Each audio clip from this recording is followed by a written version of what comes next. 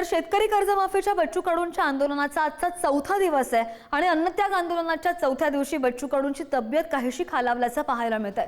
बच्चू कडूंचं वजन 3 किलोंनी घटलंय तर blood pressure सुद्धा वाढल्याची माहिती डॉक्टरांकडून सध्या त्यांचा तपास सुरू आहे आणि बच्चू कडूंच्या अन्नत्याग आंदोलनाला रासपच्या महादेव जानकर यांनी सुद्धा पाठिंबा दिलेला आहे। महादेव जानकर आज अमरावतीमध्ये येऊन बच्चू कडूंची भेट घेणार आहेत। ट्रिपल इंजिन सरकारनं शेतकऱ्यांचा सातबारा कोरा करावा अशी मागणी आता जानकरांची आहे। शेतकऱ्यांच्या कर्जमाफी न दिल्यास राज्यभर आंदोलन करू असा इशारा सुद्धा जानकर यांनी दिलेला आहे। ॲक्च्युली बच्चूभाऊच्या प्रहारचे जे अध्यक्ष आहेत त्यांनी जे हे जनआंदोलन उभा केलेलं आहे ते शेतकऱ्यांचं हितच असेल, सर्व घटकांचं, मच्छीमारांचं असेल, मेंढपाळांचं असेल, सर्वांच्या हितासाठी ते आज उपोषणाला बसले आहेत। सरकारनं वादा केलता तो वादा पुरा करण्याचा प्रयत्न केला पाहिजे, नाहीतर आम्ही भारतभर, महाराष्ट्रभर जर जनआंदोलन उभा करू आणि सरकारला जेरीस आणण्याचा प्रयत्न करू, किंवा तुम्ही सांगितलं होतं इलेक्शनमध्ये की आम्ही शेतकऱ्याचा सातबारा कोरा करू, आम्ही ह्यांचं कर्ज, मच्छीमारांना कर्ज देण्याचा प्रयत्न करू, मग तुम्ही नुसतं जुमले करण्याच्या भानगडीत न पडता राज्य सरकारने ज्यावर योग्य ती कारवाई करावी। जानकर यांचा हा इशारा, त्यांनी दिलेली प्रतिक्रिया आपण पाहत होतो आणि या संदर्भात अधिकची माहिती घेऊयात। आमचे प्रतिनिधी छगन जाधव आपल्या सोबत आहेत।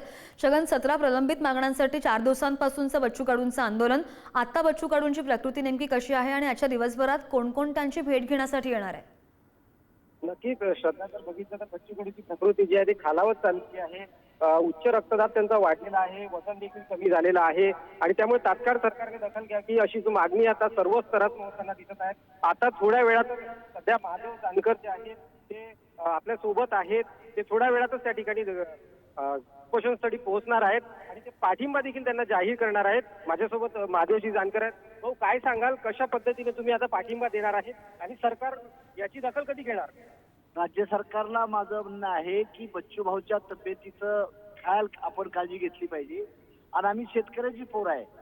तुम्ही विधानसभेच्या वेळेस मतं मागताना शेतकऱ्यांचा सातबारा कोरा करतो म्हणताय आणि तो तरी वादा पुरा करा, आणि ह्यासाठी जर तुम्ही लक्ष घालत नसाल तर राष्ट्रीय समाज पक्ष गडचिरोली टू मुंबई थोड्या दिवसात शेतकरी दिंडी यात्रा काढत आहे।